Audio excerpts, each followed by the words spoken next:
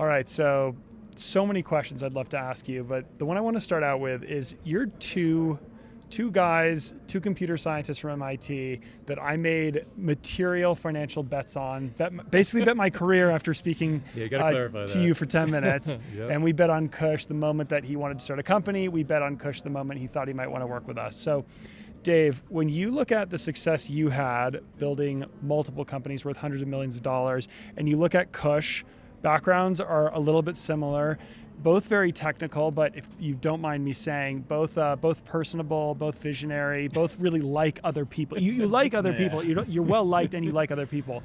Yeah. What has changed about the environment that Kush is operating in versus the environment that you first operated in when you got started with your best friends? You know what's amazing to me about Kush actually is, you said I'm personable, but as an undergrad at MIT, I can guarantee that wasn't true. Kush ran IFC at MIT, which is an elected position where you basically get everybody out of their drinking violation. Yeah. There's no more trusted position at MIT than the one he had. So for whatever reason, he came out of his shell much earlier in life than I did. And it didn't matter much for me because starting a company back then, you had to be older before you could even get venture funding. Yeah. But today, you can get things done at any age at an incredible rate. And so he's actually much more of a role model for people around today. Like, how do you get that kind of maturity, become aggressive, become outgoing, network like crazy, meet all these people? How do you do it when you're like a freshman or a sophomore? Yeah. And so you should be able to answer the question, actually. Yeah, I think one point that Dave added is it's definitely a lot easier for us. So got to give Dave a lot of credit for starting a company back in the day. It's definitely a lot easier now to raise money and work with a lot of people as the founding age has sort of drifted away from the 30s, and now it's probably closer to like 20 something now. Oh yeah. So it's lots of teens. It's a crazy environment. But I think the biggest advantage we have is that one, look, we're young, we're willing to hustle, and we can kind of get anywhere we want because how old we are. So we definitely ask a lot of older people for advice and mentorship, and so Dave is definitely one of our mentors, and Dr. Alex Wizard-Ghost advises us as well. So a lot of, I think, experienced people want to mentor the younger generation. It's like the perfect opportunity as we see AI taking over the landscape and different things happening, that it's a different paradigm I think we live in today that makes it easier. When I'm talking to class at MIT, Foundations of AI Ventures, or I'm talking to people like Kush, I tell them this a lot. They don't really internalize it, but your expected lifespan at your age is infinity. You guys are young enough that you're in the longevity escape velocity era. So we'll invent new medical technology at a rate that extends your life over a year, every single year. And so then that, assuming you don't fall off the edge here, your life expectancy is infinity, which means your impact on the world is massively higher than any prior generation. And I like to say that to people, because if you internalize that, it makes you feel like you want to do that much more, and it inspires you to do that much more. And so anyway, I just want to throw that out there. One thing I love about your business, Kush, and after I pass you the mic, you're going to have to explain what Orin is and what Orin does, is so I'm a recovering economist, data scientist turned investor, but I love that you're basically building a market system, or you see a coordination issue in the marketplace with a massive tailwind around AI, and you're trying to bring the market participants together to sort of smooth out this transition.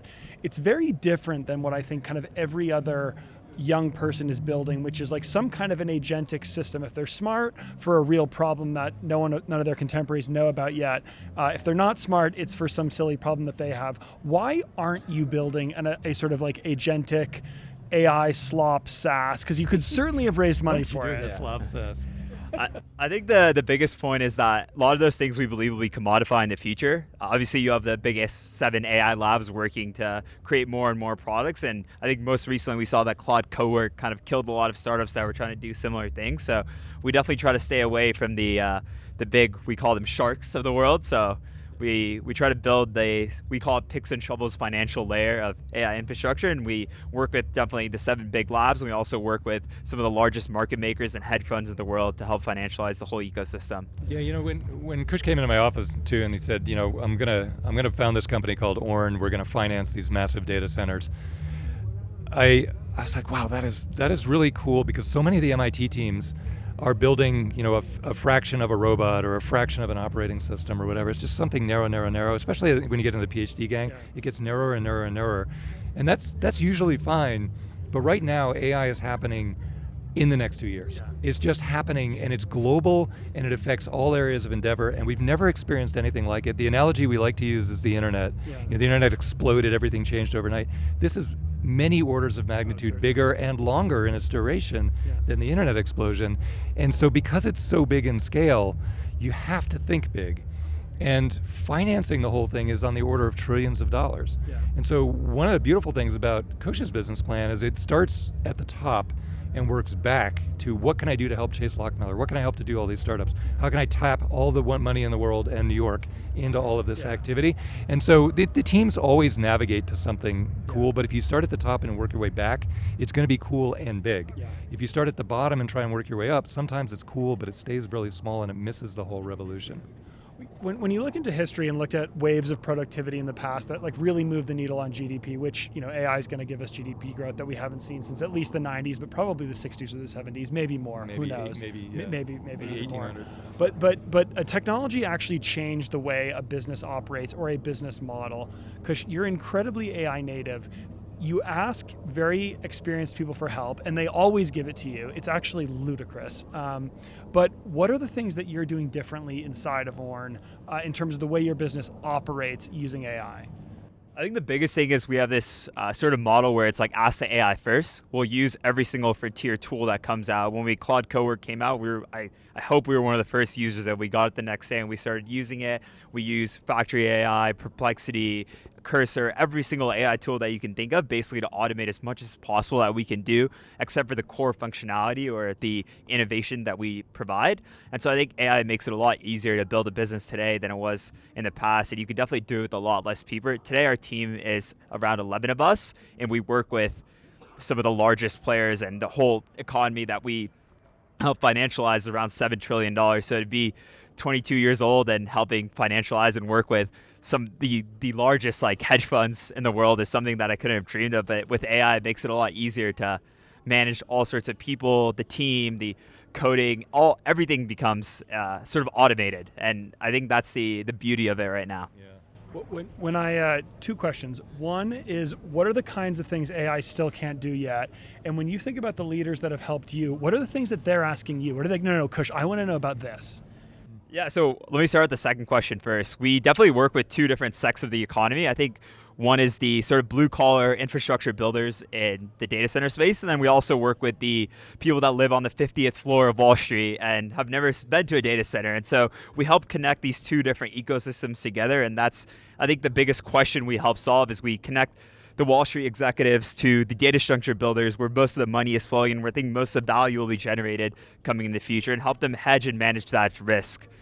And I think for your first question, what can't AI do today? I think there's some complex math problems and things that we work on as a company to build out our index and these products that we build on top of it. I think that AI will definitely get there in a year or 2 years from now.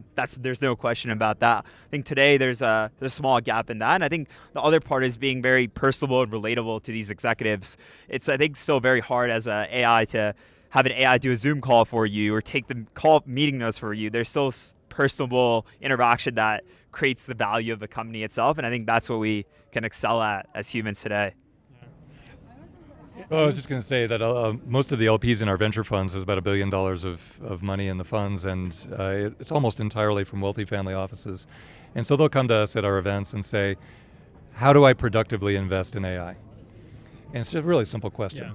And if I route that to most people at MIT, they're like, what? Huh? Because they're so into the bits and bytes of how it works that you get this ridiculously simple high-level question: how do I productively put money to work? And so Orn actually says, you give it to us and we do it. They make it very, very simple. So it's an important message for the technical crowd out there. It's like, if you can't answer that question on the fly, you need to elevate your thinking and get up above the details. Can we talk about open source quickly? It's something that, especially at these conferences, and I think headlines, there's a lot of chatter about open source models, Chinese open source models being the best, but they're being kind of 6 months to a year behind. Dave, aside from you basically doing experiments with open source models on your machine or using PyTorch, I actually don't really know of anybody using these things commercially, at least inside of startups. I mean, you're the person that introduced us to Manus, but then I've not heard of anybody using it in about a year. Kush, are you using any of these things? Why not? Yeah, good question. So I think a lot of the open source tools definitely caught up to the frontier models, but they're still not at the point where we think we can replace some of the American frontier models with this. I think another point is a lot of the models come from China or other countries, and as a American financial American AI infrastructure, we can't really work with any other models besides American AI companies, given the fact that a lot of these hedge funds and infrastructure players are very sensitive, given America's sort of national interests in the whole infrastructure, GPU, data center economy itself. It's funny.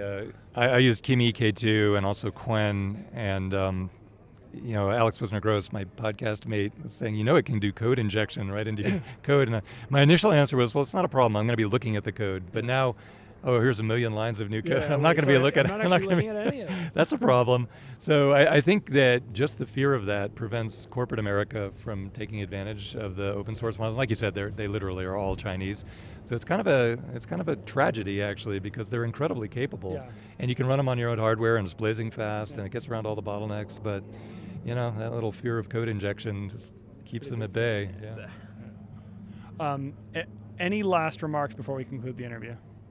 Oh, me first? Yeah. Well, look, it's the most magical time. I've been saying all week that Davos, when I started coming 6 years ago, was all banks and economic policy and global leaders, just talking, no action. Yeah. Then it moved to the internet, and now everything here is AI, just up and down the aisle. So I think the politicians don't know what to do with AI yet, Yep. but the awakening has clearly happened this year. It's all they're talking about. And so now, we said on that stage, on the big stage, 4 years ago, that there's going to be massive job displacement, deep fakes, and election rigging. Yeah. Nobody cared, nobody listened. And then now everybody cares and everybody's listening because it's imminent. So it's a big time.